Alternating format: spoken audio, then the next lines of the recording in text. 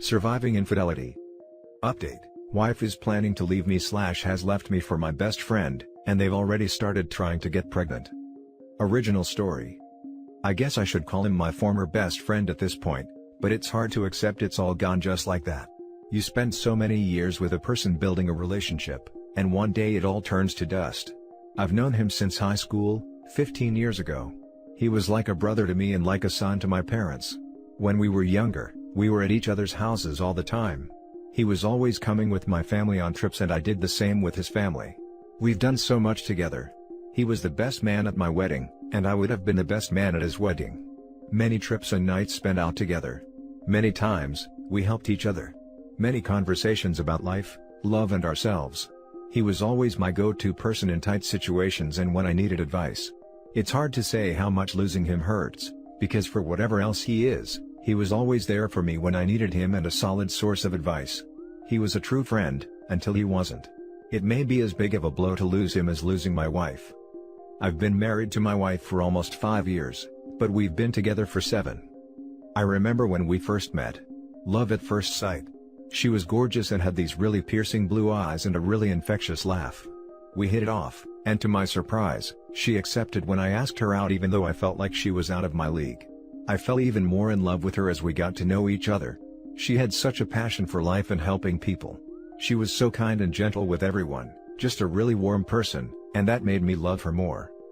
I loved being married to her, and I always felt our marriage was great, not even just good. I was not one of those husbands that let himself go.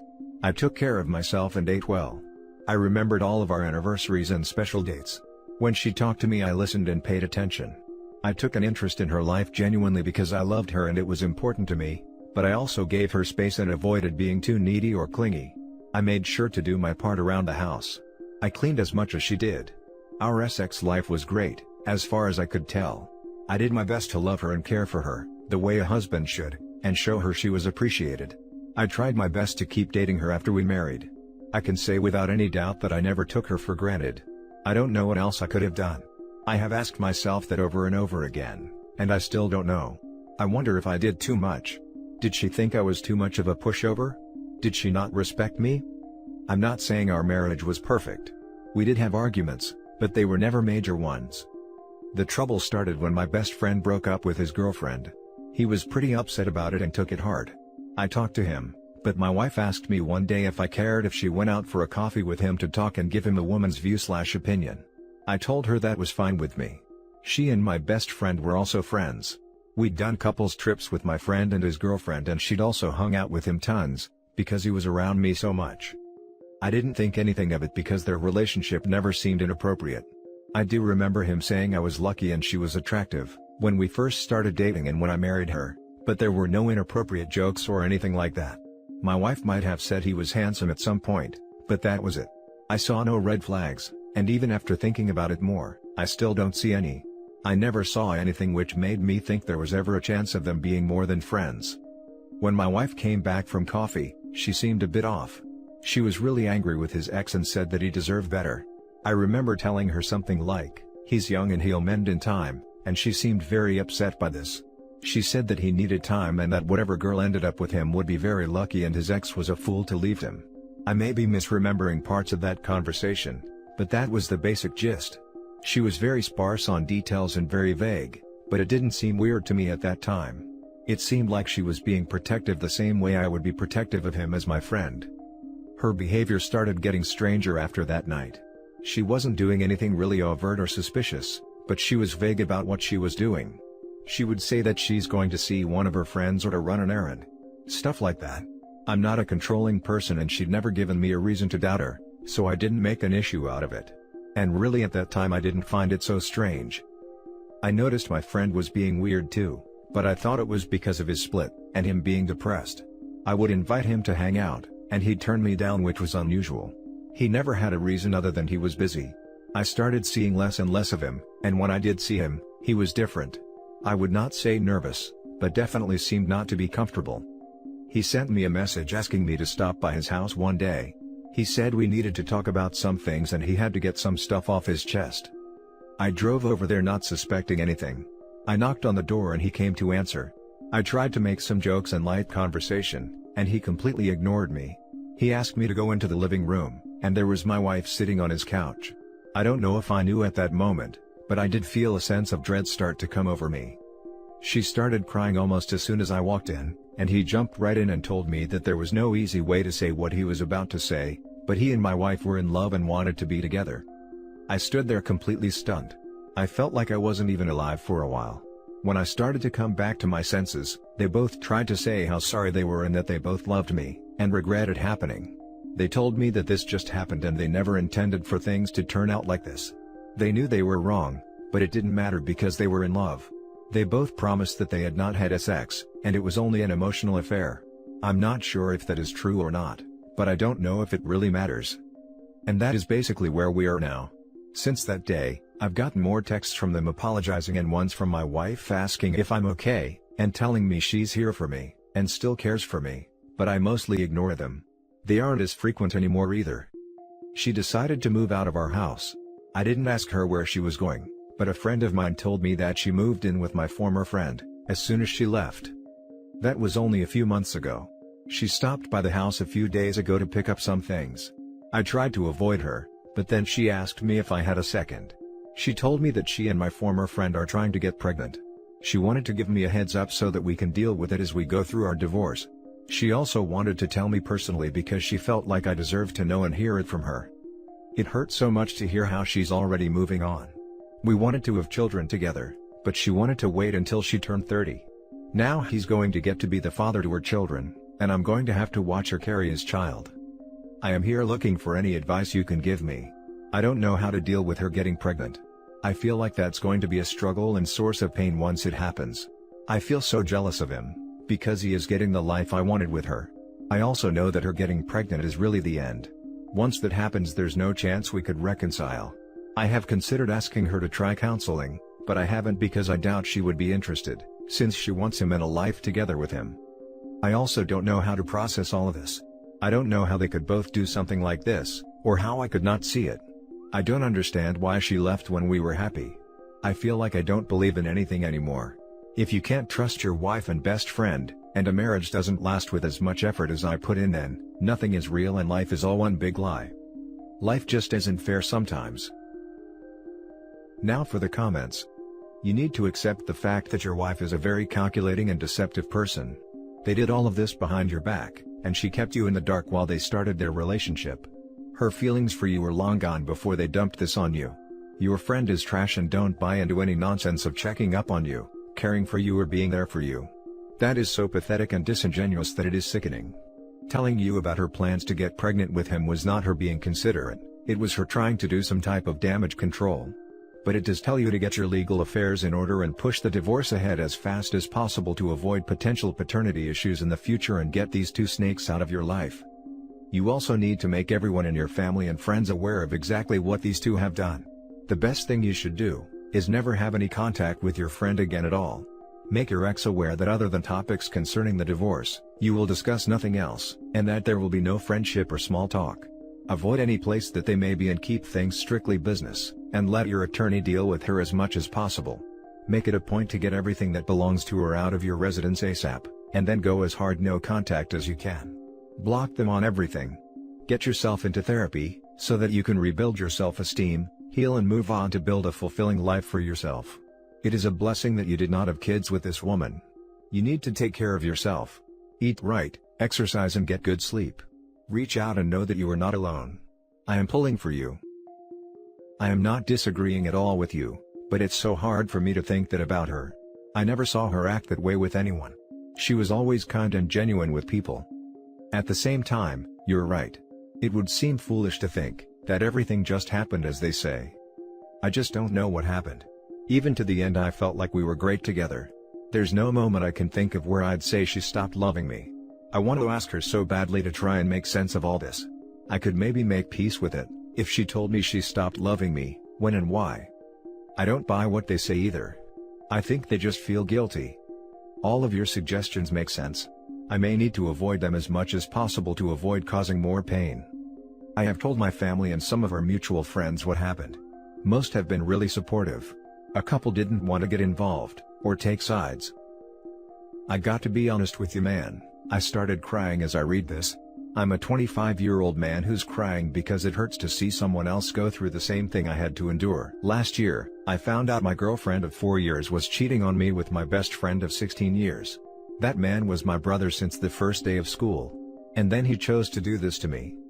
I was in a real dark place after it happened, and I can only assume you were in one, as well. It was even worse when they started dating a week later, though that relationship crashed and burned quickly. But I will tell you, there is light at the end of the tunnel. I plead for you, once the divorce is finalized, block her on everything. Phone, email, social media, anything that she can use to get to you. You should have already done this with your ex-best friend. For me, my ex-best friend and ex-girlfriend are dead to me. I haven't heard from them in probably 18 months and I'm doing so well right now. I'm healthy, have a good job, have a great relationship with family and the people who actually care about me. I'm still not ready to date, but that's okay. I know that there's a woman out there that will be better than my ex. And it's the same with you, buddy. Remember, it's okay to cry and to get therapy. Believe me, therapy works wonders and can speed up the process of getting back to 100%. You're going to be alright, man. Just give it some time. That is probably the way to do it. It's hard, because these moves make me feel like I am burying our relationship. They say that people have 3 deaths, when they die, when they are buried and when their name is last spoken. I feel like relationships are that way. She's already moved out and has a new man. Divorce seems inevitable. Contact is all that I have left of us. I know I need to cut it and let it go, but as soon as I do, then our relationship is officially and totally dead. There is also a part of me that tells myself not to, because what if she changes her mind and tries to reach out but can't? I would never know. Not your fault, man. Another comment said she planned this a while ago. I would agree. You can't be around them anymore, man. No contact. You going to congratulate them once she's knocked up? Be the best man at their wedding? Hell no. Easy for me to say, obviously. The foundation of their relationship is not very stable. This will cause uncomfortable conversations with people. He will eventually need a friend like you, but you won't be there. Your family will no longer care for him. Their reputations will be tarnished and you'll be free to pursue whatever you want. Work out, lift some weights. Works for me. You'll be fine, dude. Given time. It would be painful to go through all of that. I just can't. Yeah. I need to take up a hobby or do something to distract myself. Worst part is, that things are the lowest when I am in bed at night. Nothing to distract me. Just laying there and thinking about this over and over again. Replaying conversations and saying what if. Here's a little update from the poster.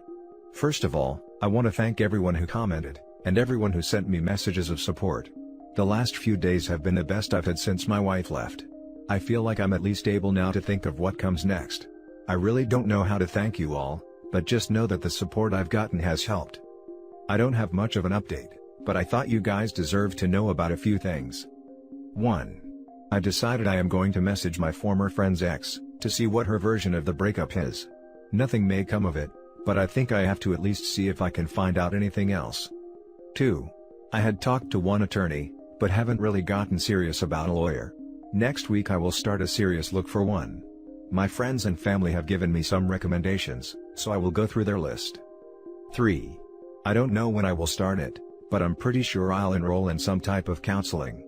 I don't feel like my mental state right now is very good, and I don't think I have the tools to pull myself out of this. I need help. 4. I am thinking of writing to my wife and ex-friend. A lot of you asked me why I didn't do anything to him when they told me, and that bothered me because I realized I never took the chance to tell them how I feel and how they've hurt me. I feel like they need to know even if they don't care. 5. There were a lot of other suggestions about things to do to help deal with the situation.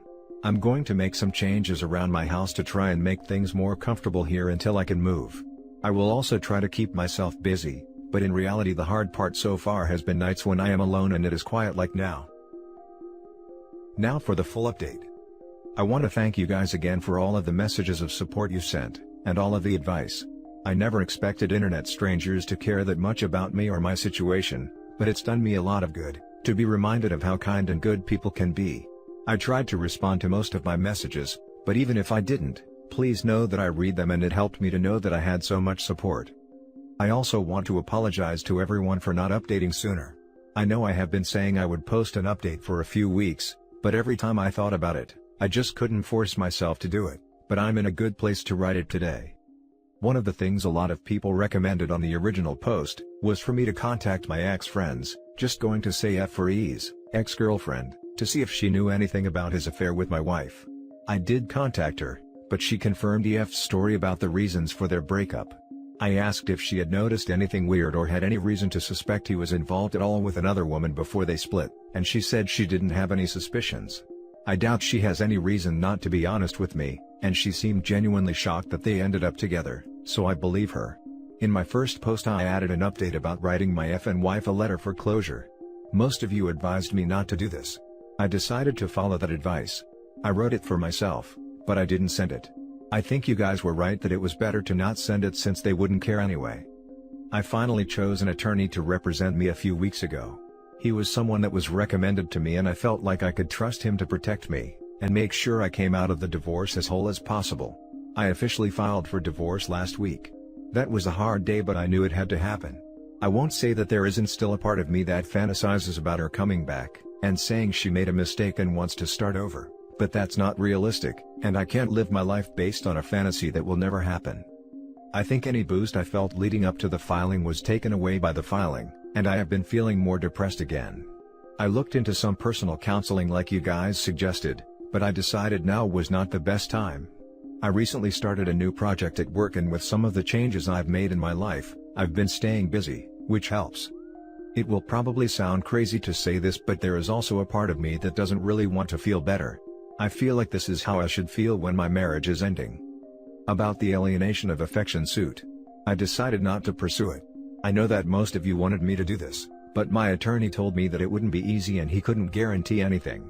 I just don't care about the money. Even if I had pursued it and won, it wouldn't have changed anything. And my main desire right now is to be done with this as soon as possible. I have decided to move away and start over once this is done, and I can't do that until my divorce wraps up. The only other interesting update I have, is that after my wife got her papers, she contacted me asking if we could meet and talk. I haven't responded and don't know if I will.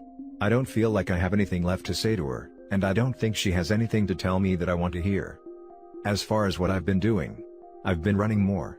I've done some reading. Tried yoga and some meditation. I liked the yoga but the meditation not so much. Work has been much busier, which is good. I thought about learning French, but I probably will put that on hold for now. I have some other projects I started for my hobbies. Took fishing up again. Just really trying to stay busy so I don't have as much time alone where my mind is idle. As far as what changes I've made around the house, I got rid of a lot of trinkets and things that reminded me of my wife.